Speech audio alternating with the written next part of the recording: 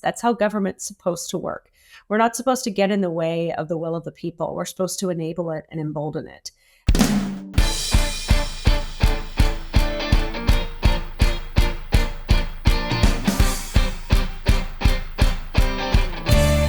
Hello, and welcome to the Politics Girl podcast. I'm your host, Lee McGowan. Let's get into it.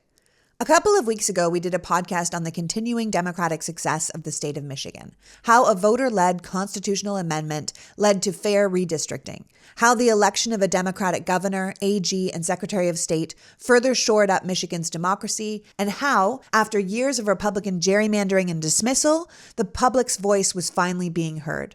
In the 2022 midterms, Democrats were able to win a trifecta, which means they now control both houses of the state legislature as well as the governorship, something Democrats haven't had in Michigan for 40 years.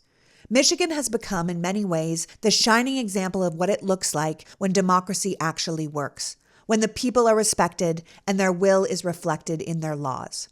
So today we're going to talk to Jocelyn Benson, Michigan's superstar Secretary of State, who's responsible for the safety and security of the elections in Michigan and has been very clear that despite the fact she's a Democrat, she is fighting to protect the voting rights of all Michigan voters, whether they're Republican, Democrat, or independents.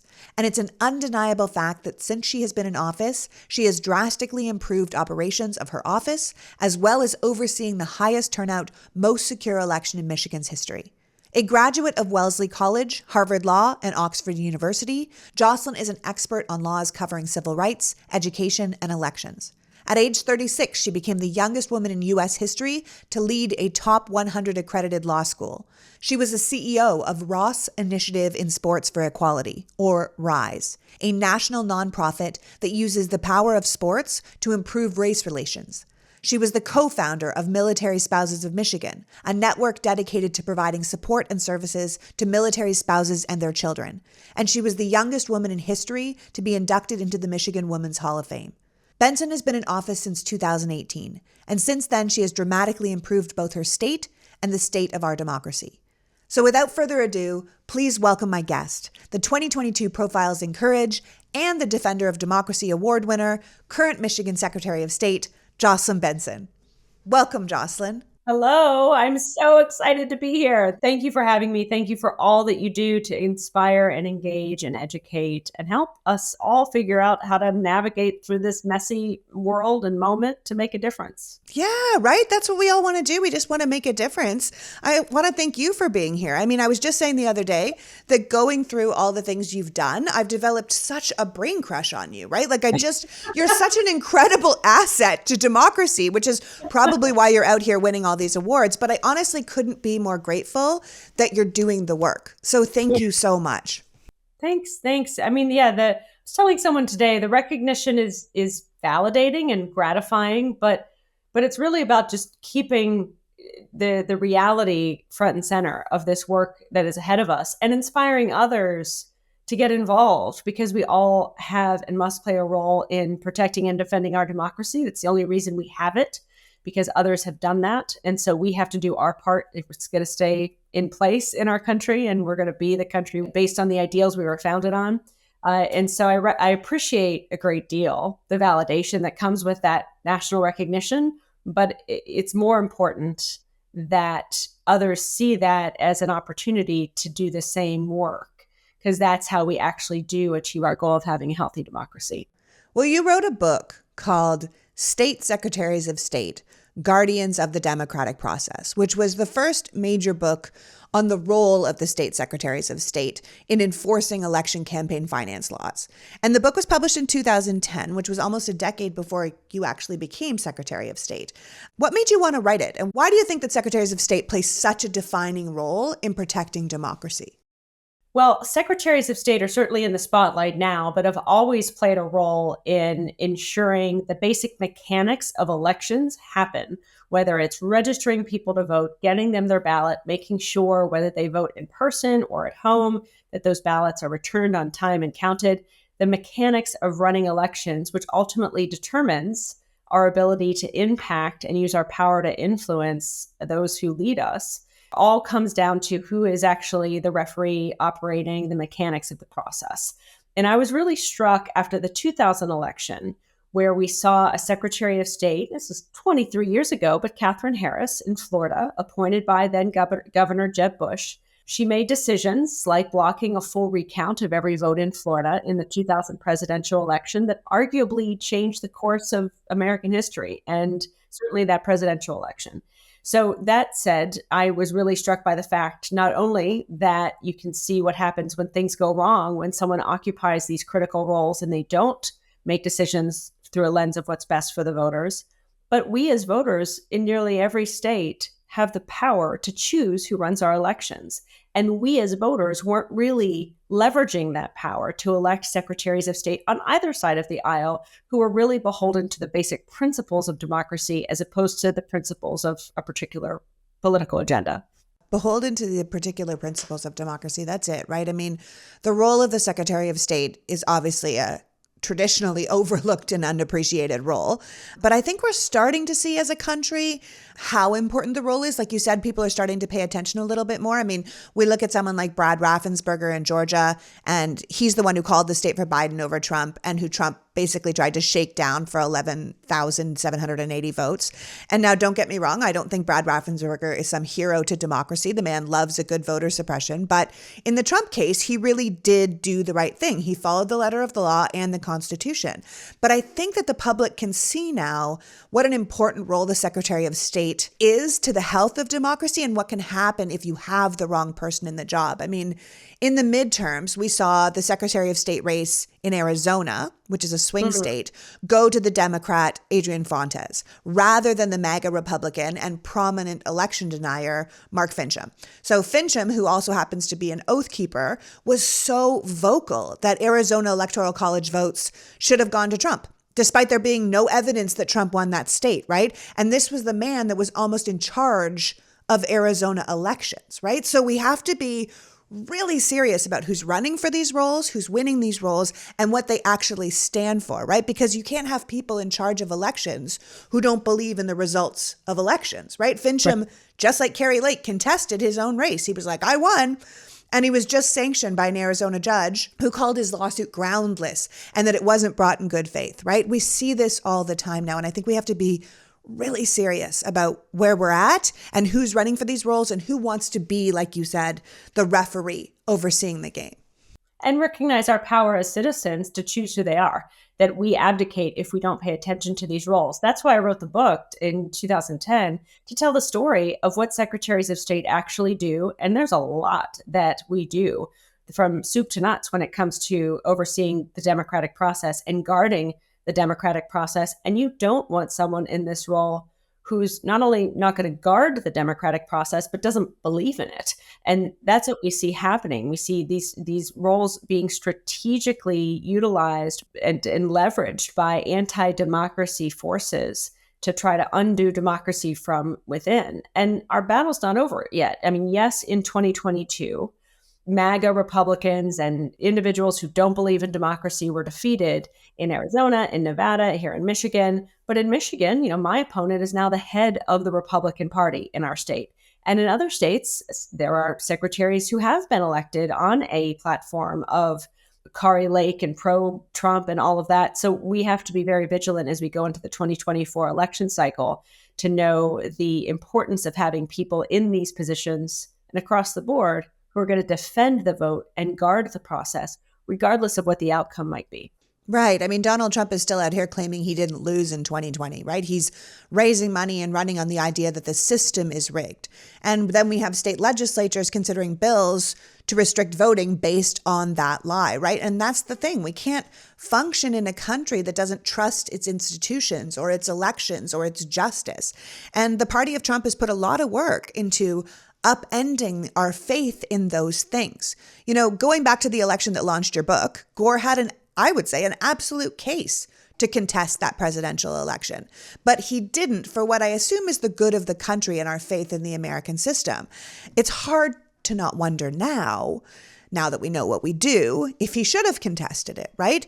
But what do you say to the people who feel like they might not, they no longer really trust the system? They're not sure if they should be trusting the American democratic system. What do you say to people who are feeling like that?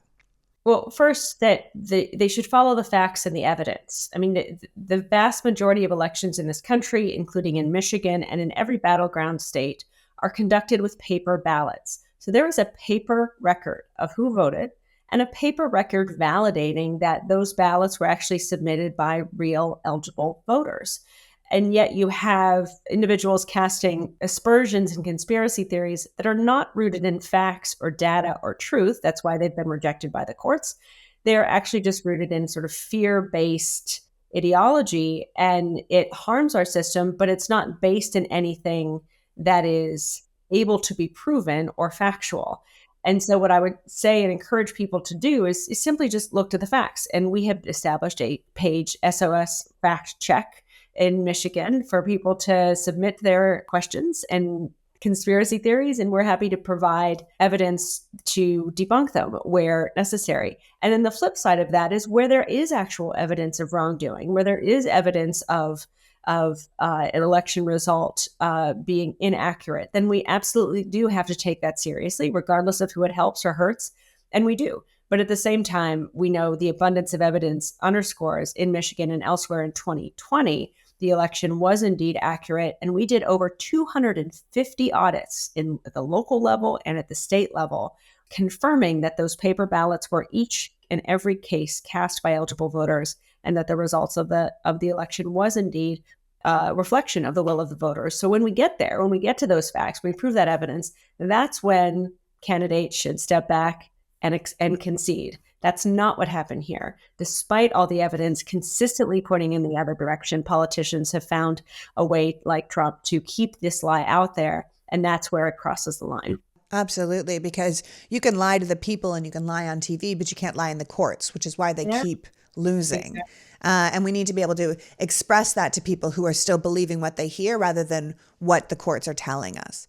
You wrote in Newsweek that upholding democracy is not some passive venture, that it doesn't happen by accident. It takes concentrated effort and eternal vigilance. So we need to be aware of all these tactics that are being used so states and counties can stop them from happening. And we can insist our leaders do everything they can to strengthen rather than weaken the systems for future elections. But what can we do to help that process along? Because I sometimes think people feel helpless in the wake of what feels like corruption that's happening all around us. One, we have to recognize we all have power, even in these uncertain times, to stay engaged and choose how we will fight back and choose how we will respond to these uncertainties with courage and strength and determination to define our country from a place of democracy as opposed to allowing the forces of autocracy to take hold. And Michigan is a great case study of what actually happens when citizens say, not anymore, not today, because after the 2016 presidential election in our state, where Donald Trump not just won the presidency, but he won Michigan by just around 10,000 votes, citizens, young leaders actually just posted on social media, we got to change this, and banded together to create a grassroots effort that ultimately amended our state constitution to do away with gerrymandering and put citizens in charge of drawing our legislative and congressional district, and implement a whole collection of pro-voter policies: election day registration, no reason absentee voting, ultimately early voting, that has transformed our democracy in our state, all because citizens said, we are going to take power back and ensure our democracy reflects our vision, our values, not those of a political elite.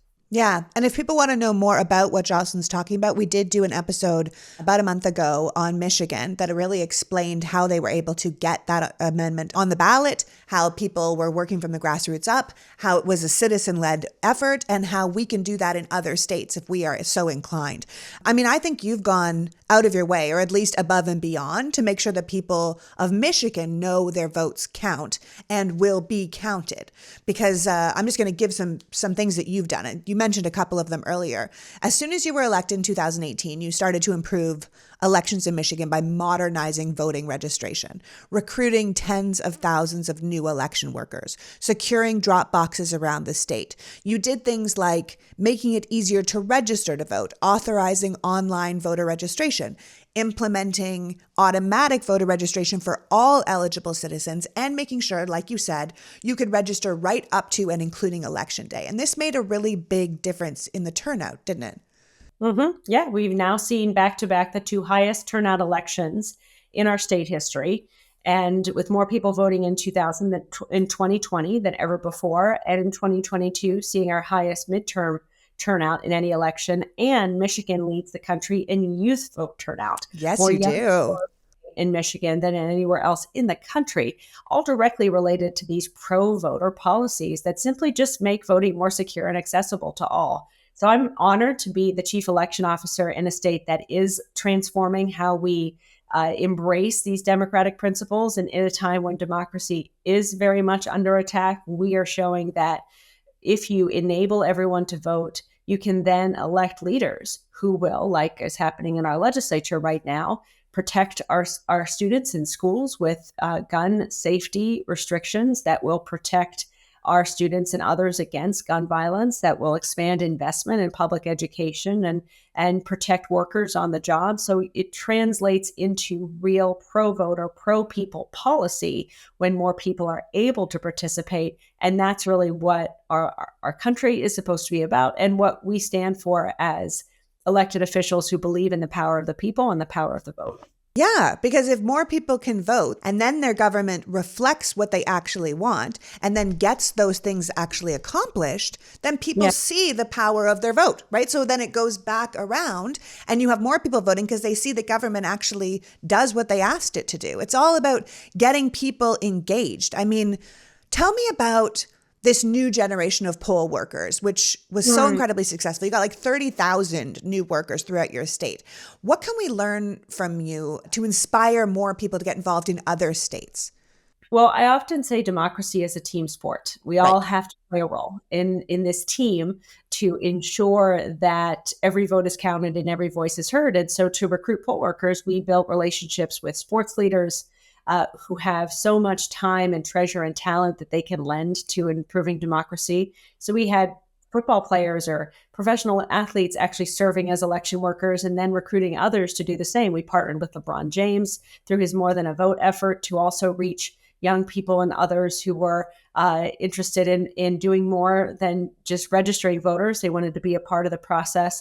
We went to colleges, we went to employers and teachers and labor organizations, all combined to recruit everyone to be a part of defending democracy in this moment. And it was successful. And you step back and look at some of the darkness we've seen over the last several years. I saw that personally when people showed up outside my home in the dark of night in December of 2020, armed, trying to get me to not certify the 2020 election results. The flip side of that is also what we've really seen in Michigan, which is an enormous energy devoted to protecting and defending the process and protecting voters from intimidation, protecting poll workers from threats and harassment. And so I'm really inspired by the fact that democracy is getting stronger, even in this challenging time. But it's getting stronger because people who aren't political, but are from all walks of life, are recognizing the role they must play to ensure democracy survives this challenging time and emerges from it more healthier and robust than ever before. Absolutely. I mean, you've been incredibly clear that we need to get really serious about protecting the right to vote around the country. And you've pointed out that every state in America, for example, has the technology to allow voters to register safely and securely online any day of the year, including election day. And you've pointed out that same-day registration increases voter turnout by about 7%. With no discernible advantage to either political party. So that we should be doing that right across the country in all 50 states. These feel like great ideas and something that everyone should be pushing for in their states. What else do you think we should be doing to modernize the voting registration or the voting system? Well, I think first it's important to look at the fact that a lot of the policies we want to undo or modernize, like this draconian requirement that you need to register to vote 30 days prior to an election day. Or that you have to vote only in person in your neighborhood precinct and you can't vote from home. all of those were really rooted in a Jim Crow era after the Civil War, and were, along with poll taxes and literacy tests and other policies, designed to make it harder for African Americans to vote in particular, and overall restrict access to the process. So it starts from sort of unpacking that history, which is critical to know. I started my career in Alabama, so I working in Selma and Montgomery was really rooted in this sense of where we came from and how we still take a responsibility today to undo those old policies by instituting new ones. And there are new ones like, you shouldn't have to wait to register. You should be able to register on election day itself. You should be able to register online. You should be automatically registered to vote if you're eligible to vote in a state once you get your driver's license or ID. And we do that here in Michigan, and that's added 250,000 new voters to our rolls. And then it should be easier to actually get your ballot. In many states, people are mailed a ballot automatically. In Michigan, you can now sign up to be a permanent at-home voter and get your ballot mailed to you before every election. It's another convenient way of getting your ballot. And then we have to make convenient ways of returning ballots through vote centers or secure drop boxes, and always have the option for people to vote in person if that's what they so choose to do. To me, it's all about government meeting people where they are. And especially when it comes to voting, bringing voting as close to where people already are in their homes, when they're getting their IDs and the like, where they're already going, and make sure they have access to the tools they need to cast their ballots and be heard. And then, of course, also making sure people have access to accurate information about not just voting, but what's on the ballot. Because I've talked to many non-voters, and they choose not to vote because they don't feel they know enough about what's on the ballot, or they want to weigh in. So we have a responsibility as well to ensure citizens in this era of misinformation can get access to accurate, trustworthy information about how to vote and information about what's on the ballot. And frankly, that's why the work that you do is so important, because it's all about educating and engaging and giving people access to information so that they can access their own power and participate from an informed standpoint in our process. Yeah, I mean, people are deeply busy. The system has become complicated on purpose, I think, and it checks a lot of people out. And we have to find ways to engage people and bring them back into the process, because this is their country and their vote is their voice. So they need to be able to exercise it if they want to. I mean, I think these actions you took is why Michigan shattered all previous turnout records during the pandemic, no less, when you had 5.5 million Michigan voters cast a ballot in 2020. And then you shattered records again in the midterms in 2022. And in many ways, I think this was only possible because you implemented these voter-approved constitutional guarantee that allows every citizen the option to vote from home, especially during a pandemic. But also, you're listening to what the voters want. It's how it comes down. Like, I love that so much as what's happening in your state is citizen-led or voter-approved. I was saying in the Michigan episode that in contrast to so many of these red states that are doubling down on top-down government control, your state is really listening to the people and reflecting what they want. Right, exactly, which is our jobs as public servants. That's how government's supposed to work. We're not supposed to get in the way of the will of the people. We're supposed to enable it and embolden it. And that's why, to me, these Secretary of State roles are so important, because that's what I do every day. Every day I wake up trying to figure out how to make government work better, and also how to make it more accessible so that people and citizens know their role as part of this process. And if we do that, if we have more leaders doing that, and if voters elect leaders like that, as they have abundantly done when given the opportunity to do so, then we can truly transform our democracy to ensure our government is actually making policies and decisions that reflect our will, reflect the values of all, instead of decisions like you're seeing coming out of the U.S. Supreme Court or out of Florida, which actually don't align with where people are and what they want their government leaders to do. It all roots back to, are we going to use our power as citizens to have our voices heard and engage in a process that ensures that we maintain the power over those who are elected to serve? Let's take a quick break from talking to our incredible guest, Jocelyn, to talk about our amazing sponsor, Dave. Dave is a banking app that has no interest, no late fees, and no credit check. A lot of us are living paycheck to paycheck or struggling to make ends meet, and Dave understands that can be incredibly stressful, especially when an unexpected expense comes up. Dave has created an app where you can get your money sooner, so you don't have to worry about having enough money to make it to the end of the week. When you get in a pinch, Dave will help you out with something called extra cash and give you the financial relief you need. As they say, think of it as getting a helping hand from a future you. To try it out, download the Dave app from the App Store or go to dave.com/politicsgirl. That's DAVE.com/politicsgirl and sign up for an extra cash account to get up to $500 instantly. For terms and conditions, go to dave.com/legal. Instant transfer fees apply. Banking services provided by Evolve Bank and Trust. Member of the FDIC. I'm back talking about athletic greens because it's just that good. My husband had surgery on his foot this year, a total reconstruction, and his entire schedule for working out and staying fit got off track. Recently, he picked back up with AG1 that he'd let slide during his recovery. He was like, I just don't have enough energy to make it through the day. I feel awful. So unlike me, who likes taking AG1 first thing in the morning, Sean has added it back into his routine at around 3 to keep him going for the rest of the day, and he is feeling better already. Our family started AG1 almost 2 years ago because we liked the idea of better gut health and more energy, but we couldn't get over the difference in how we felt. AG1 is a simple daily habit. It's just 1 scoop of powder in water every day. AG1 makes it easy to take the highest quality supplements, and it replaces things like a multivitamin, minerals, pre and probiotics with just 1 scoop of powder. In fact, that 1 scoop covers your entire day's nutritional basis with 75 high-quality vitamins, minerals, and whole food sourced ingredients. If you're looking for a simple, cost-effective supplement routine, then you should really give AG1 a try.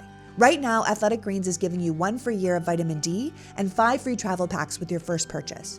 Go to athleticgreens.com/politicsgirl. That's athleticgreens.com/politicsgirl. Check it out. We wouldn't keep going back to it if it didn't make us feel better. I mean, look at the Texas House right now, just passing a bill that would abolish the election administrator in Harris County, which is the state's most populous county, and strip the county of the ability to choose how they run their elections, right? That's a right given to every other county in the state, but not to Harris County. And they also approved a bill allowing the state to order new elections in Harris County and only Harris County, which will basically allow them to choose the winner in that state. What do we do about that kind of situation? I mean, it just feels so disheartening. Yeah. In 2020, Harris County did more than any other county in Texas to actually engage voters. Right. And enable them to vote under Chris Hollins, who is a really incredible local election administrator who did amazing things. And so this isn't just happening. It's happening in direct response to voter engagement and voter empowerment. And that's what we have to really see a lot of, and also, frankly, the diminishment of the Federal Voting Rights Act, which is in past years, when it was at its strongest, would have immediately been leveraged to block these anti-democracy moves, and they would never have gotten off the table.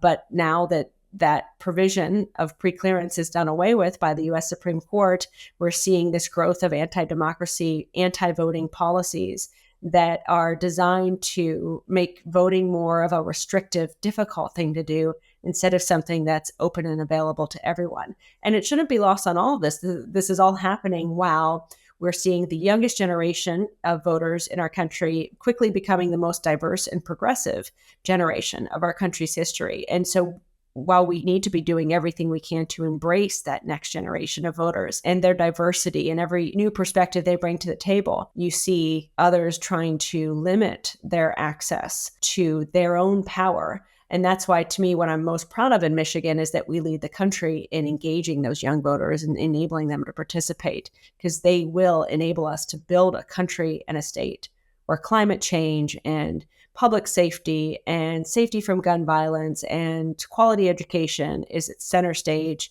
and something that their leaders, our leaders, are focused on. Well, what you also said, I mean, what's happening in Harris County is a direct response to voter engagement. And what's happening with trying to limit what young voters can do is a direct response to voter engagement. You know, like if you take all the polling places off college campuses and you don't teach them what's going on, and the people talking about raising the voting age to 21 to 25, there's one proposal that says they should be 30 so they can have a little life experience first. And I think, good Lord. All back to the same anti-democracy policies in the Jim Crow era. Right. The idea to take a literacy test or the idea to pay a poll tax. I mean, this is all just a regeneration of a lot of those draconian policies that we know don't reflect what a democracy requires. And so what we have to recognize is the only reason we don't have those bad policies on the books anymore is because people organized in the 60s and elsewhere to pass a Voting Rights Act to ensure voting was more accessible to all. And that's our call to action today, that we have to pick up that torch. We have to carry that forward, because with the rise of racism and anti-Semitism that continues to take hold in our country and across the globe, in the midst of climate change and every other problem and challenge we have to meet, it's upon all of us to say, we're not going back. We're going to continue to be and must be a country that embraces and reflects every value, every person, every voice.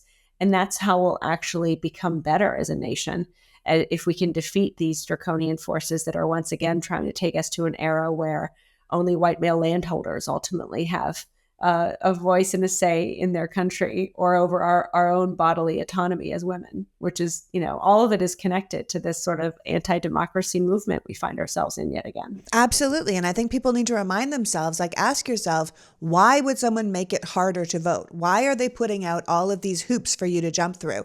It's not to benefit you, the voter. It's to hold back certain voters. And even if you're not the voter group that's being held back, whenever your government starts making it harder to vote, that'll ultimately never serve you, because what you're saying is the government no longer wants to hear the people's voices. They want to do things on their own with no one questioning them. Right now, they're stopping the people who are questioning them, but ultimately it'll be you. Yeah, absolutely. No, they want to be able to invoke their own views on the country without accountability. And that ultimately is what the 2020 election really emulated as well. When you look at the will of the voters being abundantly clear through states like Michigan and elsewhere having some of the highest turnout in our country's history.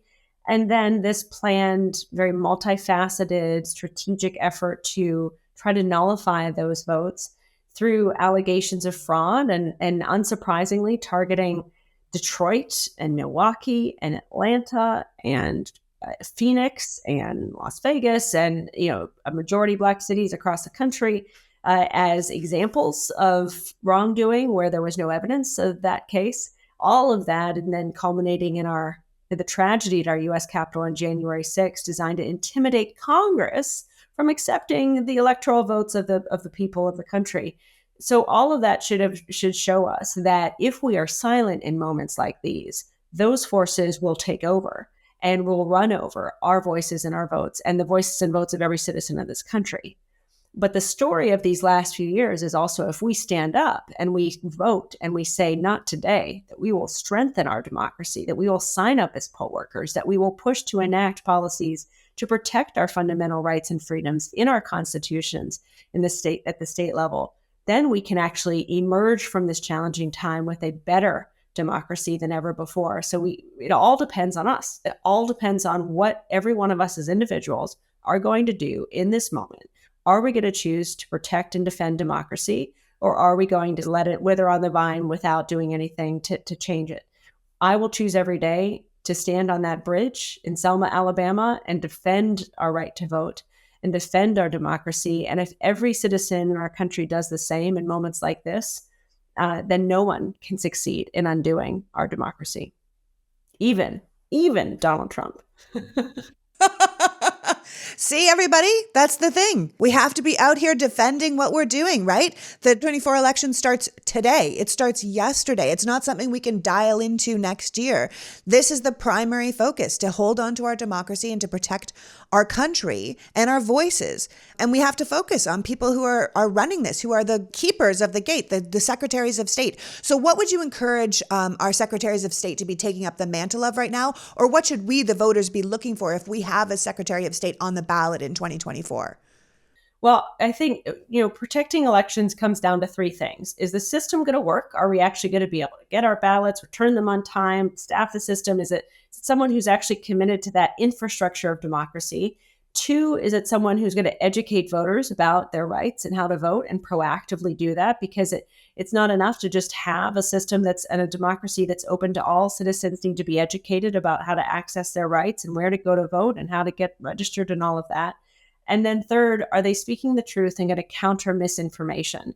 Because it's now become a well-accepted political strategy to lie to voters about how to vote, where to vote, when to vote. And we see that increasing. It's why in Michigan, we're trying to pass a deceptive practices ban to criminalize anyone who intentionally lies to voters about their rights as citizens. But all of that is what a Secretary of State has the ability to do: build a strong and secure election process, educate voters about it, and counter misinformation, and do so not with a political agenda. You can see Democrats and Republicans all have an equal opportunity to be good at running democracy. But at the same time, you see examples on the other side of folks using their political agenda to not build a strong, healthy democracy, to not educate voters, to not counter misinformation. You look to Ohio right now, where they're actually advocating to change how citizens are able to amend their constitution. Whereas in Michigan, we welcome citizens' involvement in the governing process. They're trying to make it more difficult or impossible for citizens to, through a ballot initiative, amend their constitution. But citizens can stop those types of anti-democracy efforts by getting involved, rejecting them.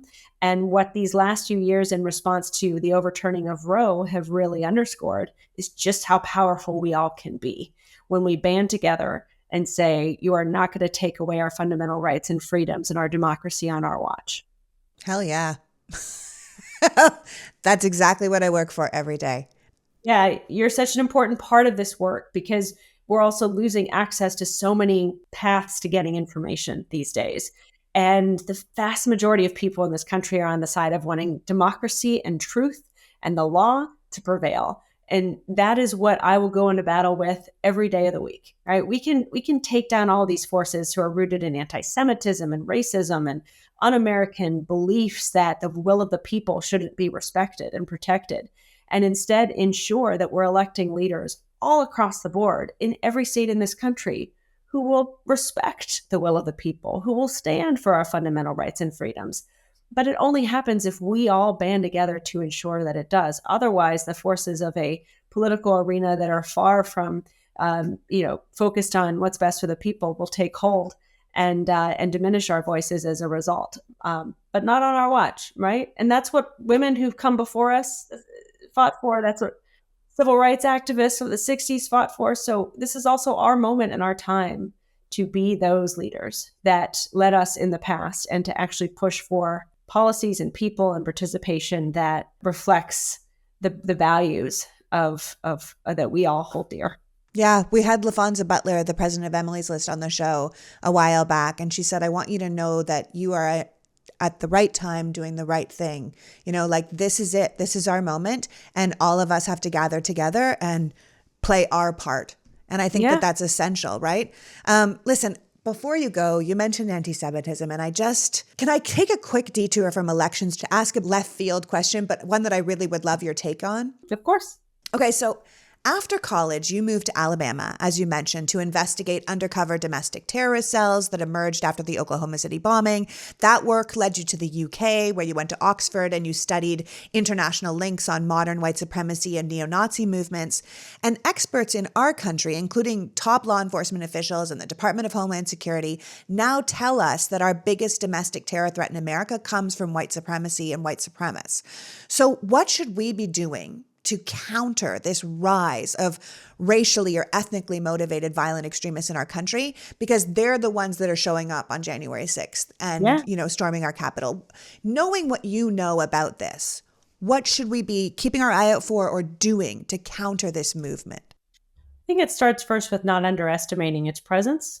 It struck me when you said it's growing, and that is right. They've now said it's the biggest threat to domestic terrorism. It actually has been for a really long time. I mean, Charlottesville and a number of other things, the Oklahoma City bombing, even Columbine was linked to white supremacist and neo-Nazi ideology in 1999. So it has been a latent force in our country, and we have not often recognized it in the same way that the gun violence epidemic enables us to sort of have these moments every time there's something that occurs, and then we move on and forget about it without recognizing the public health crisis and an epidemic that we're in when it relates to gun violence. So all that says, I think the first thing we need to do is recognize the root of so much terrorism and so much discord is rooted in this latent white supremacist, neo-Nazi, anti-Semitism ideology that has plagued our country in different ways for a long time, and then at the same time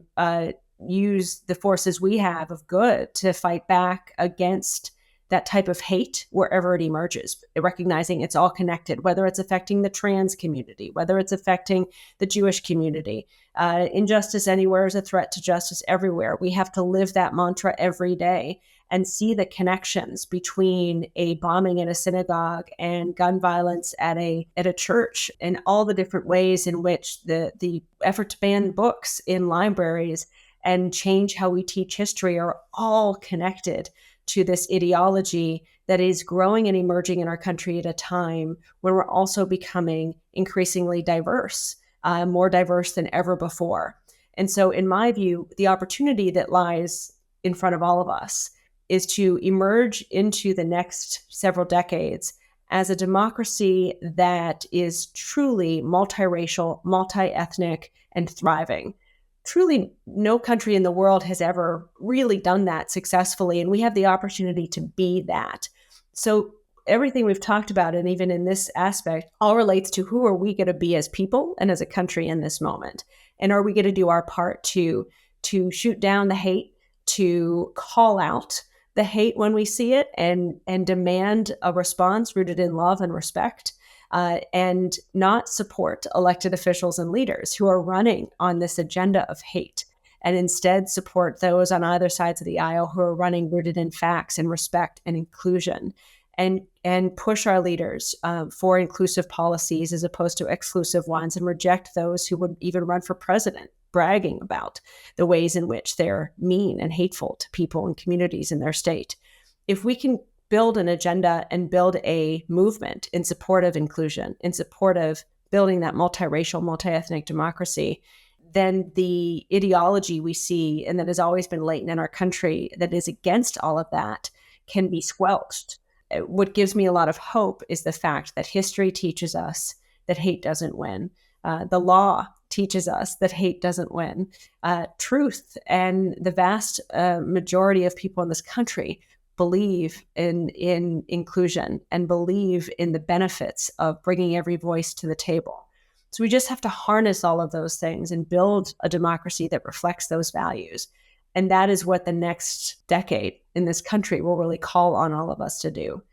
So it's an incredible opportunity, but we have to see the connection of everything that we're enduring right now. And that it's also ultimately going to come down to who are you going to be in this moment? Are you going to be someone who allows democracy to wither on the vine, who gets discouraged and disengaged by the hate that we're hearing and seeing from politicians and others throughout our country?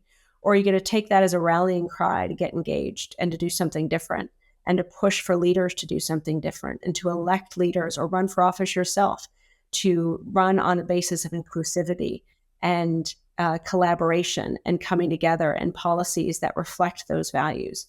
If we choose that latter part, we can, that's our path to actually becoming a true multiracial, multi-ethnic democracy, which is really exciting.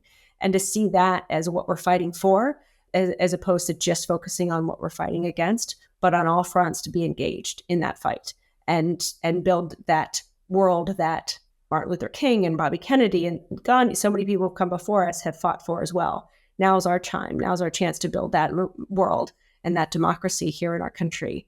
And that is what you're seeing also happen in a very small part in Michigan right now, when citizens do say, we're not going to take this. We're going to push for a state that reflects our vision and values.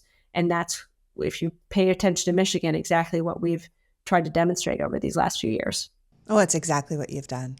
And this seems like the perfect place to leave it. I want to thank you for joining us today, Jocelyn. I mean, Michigan is lucky to have you as their Secretary of State, but America is lucky to have you out here fighting for democracy. And I wish you nothing but success moving forward. Thank you. Onward we go. The work is never ending, but it's a joy to be a part of. So thanks for having me. And I look forward to hopefully seeing you sometime soon. So that was Michigan Secretary of State, Jocelyn Benson, asking us who we're going to be at this moment in history. Are we going to be passive as our voices are silenced and our will is ignored? Or are we going to stand up and say, not today, through our attitude, our efforts, and yes, our vote? Jocelyn reminds us that democracy is a team sport. And while the Secretaries of State might be the referees, we all need to play our part. And that includes making sure we have good refs. America is at a real crossroads. And though we're so close to losing it all, we're also so close to the working, pluralistic, multicultural democracy that no country in the world has ever been able to accomplish. I believe in us. Secretary Benson believes in us. Our president believes in us. We need to believe in us. And we need to do the work to fight back against those who would bring us down.